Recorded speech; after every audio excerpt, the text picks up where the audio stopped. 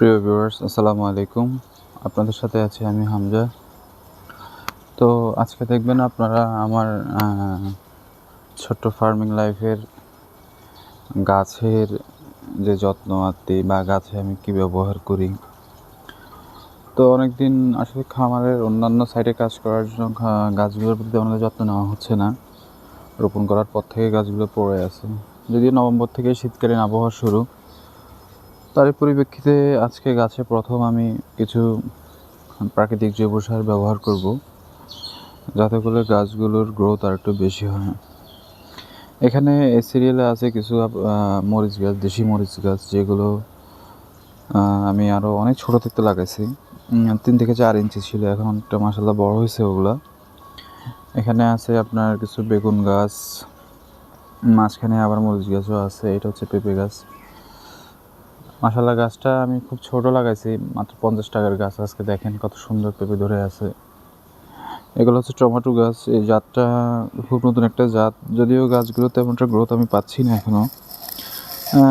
Growth না পাওয়ারটা কারণ আমি এখনও তেমন একটা যত্ন করি না। লাগানোর পর থেকে মাশাআল্লাহ অনেক বড় হয়েছে। তবে কিছু পাতা যত সম্ভব পোকার আক্রমণ অথবা এগুলোতে রোদ কম পড়ার কারণে কিছু অপুষ্টিজনিত আছে। ইনশাআল্লাহ আস্তে ঠিক হয়ে যাবে। আর পেঁপেগুলো পাকতে শুরু করছে, দেখেন খুব সুন্দর কালার আসতেছে আমার পেঁপে গাছে, পেঁপের মধ্যে। তো আজকে সবগুলো গাছে কিছু জৈব সার ব্যবহার করব, যেগুলো গাছের অনুখাদ্য। এই খাদ্যটা আমি আসলে অনলাইন থেকে ক্রয় করছি, একটা পেজ থেকে, যাতে আসলে আমি তো তেমন সময় পাই না, বিভিন্ন প্রকার খাদ্য তৈরি করে দেওয়ার সময় নেই। এমন একটা খাদ্য তৈরি করতেছি, আনছি, যা দিয়ে আপনি মোটামুটি ব্যাকআপ দিতে পারবেন অল্পতে। তো তারই ধারাবাহিকতায় আজকে কিছু খাদ্য প্রয়োগ করব। যদি সম্পূর্ণ ভিডিও ওইভাবে করতে গেলে অনেক বড় হয়, তারপরও চেষ্টা করবো আপনাদেরকে দেখানোর জন্য। এটা হচ্ছে একটা লেবু গাছ, সিডলেস লেবু যেগুলো। আর এটা হচ্ছে এখানে নিচে আছে আপনার, এটা হচ্ছে একটা মরিচ গাছ। আসলে এখন অনেক গাছ লাগানো বাকি, আমি সময় পাচ্ছি না। এখানে শীতকালীন যে সবজিগুলো সব কিছু টুকটাক হবে আস্তে আস্তে। তো আপনাদেরকে খাদ্যগুলো দেখাই। হচ্ছে খাদ্যের পুরো যে আমি প্যাকেজটা কিনছি, এটা প্রায় আমার 970 টাকার মতো গেছে। এখানে আছে আপনার ম্যাগনেসিয়াম, এই যে একটা, এটা হচ্ছে ফ্লোরা, যেটা ফল ফুলের জন্য ব্যবহার হয়। এটা হচ্ছে সাপ, একটা ফাঙ্গিসাইড। আর হচ্ছে নিম তেল, যেটা আপনার এটার ব্যাপারে কথা বলতেছি, আগে দেখাই আপনাদেরকে। আর এটাই হচ্ছে মূল খাদ্য, যেটা অনুখাদ্য হিসেবে বেশ। আসলে এখানে অনেকগুলো খাদ্য উপাদান মিশানো। আপনার অনুখাদ্য জৈব প্রক্রিয়া, এগুলো পুরোপুরি তৈরি, এখানে কোনো রাসায়নিক কোনো কিছু ব্যবহার হয় না। আর নিম তেল হচ্ছে অনেকে পোকামাকড়ের জন্য দেখা যায় কি গাছের মধ্যে ব্যবহার করে, আপনার ওই যে কীটনাশক ব্যবহার করে, যেটা হয় পুরোপুরি উপকারী কীট এবং কি অপকারী দুইটাই মারা যায়, যার পরিপ্রেক্ষিতে ফসলের অপূরণীয় ক্ষতি হয়ে যায়। এবং কি আশেপাশে যদি খামার থাকে ওই ধরনের কীটনাশকের কারণে আপনার ওগুলোরও ক্ষতি হবে। তো তারই পরিপ্রেক্ষিতে আমরা সবসময় চেষ্টা করব একটা প্রাকৃতিক নির্যাস থেকে একটা তৈরি করে ব্যবহার করা।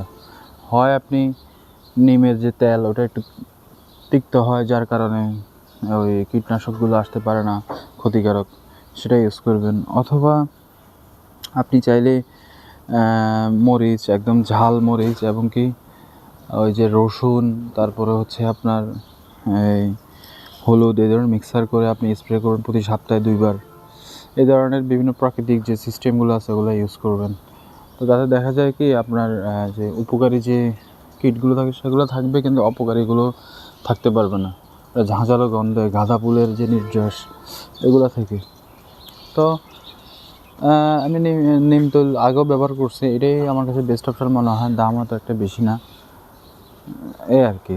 তো আমরা সেগুলোই ইউজ করি সবসময়। প্রকৃতির একটু রাসায়নিক তো আমরা চাইলেও পারবো না এখনই ছেড়ে দিতে, কারণ আমাদের প্রাকৃতি এখনও সহজলভ্য হয় না এই প্রকৃতি থেকে যেগুলো আমরা পাই। তারপরেও চেষ্টা করব প্রকৃতির কাছ থেকে যেটা পাই সেটাই ইউজ করার জন্য। তাহলে কী হবে, আমাদের যে রাসায়নিকের বিকল্প আমরা যেটা চাচ্ছি সেটাই হবে। কারণ আমি বাসায় ফার্মিং করলাম নিজের পুষ্টি চাহিদা মেটানোর জন্য, সেখানেও যদি আমি রাসায়নিকটাই ব্যবহার করি তাহলে একটা সময় হবে কি, বাজারের সাথে আমি আরও বরং খরচ বেশি হয়ে যাবে, যার পরিপ্রেক্ষিতে আমার লাভ তো হবেই না, বরং আমি ক্ষতির সম্মুখীন হব। তো সেই হিসাবে আমরা চাইবো সবসময় প্রকৃতি, এবং কি সার হিসাবে আমি এখন যদিও অনুখাদ্য ব্যবহার করতেছি, তবে একটা সময় ইনশাল্লাহ আমার এই যে মুরগির যে বীজটা তৈরি হবে, এই ধরনের বীজটা থেকে আমার সারের কাজ হয়ে যাবে। কবুতরের যে উচ্ছিষ্ট খাবারের অংশ এবং বীজটা থাকবে, ওগুলো দিয়ে আমি সারের কাজ হবে। আর তাছাড়া ঘরের যে প্রয়োজনীয় জিনিসগুলো থাকবে সেগুলো থেকে আমার খাদ্যের কাজ স্বয়ংসম্পূর্ণ হবে গাছের জন্য। তো সার দেওয়ার পরে পরবর্তীতে আবার আপনাদেরকে দেখাবো আমার গাছের যে অবস্থা কী হয় না হয়, সেটা আপনারা দেখতে পাবেন।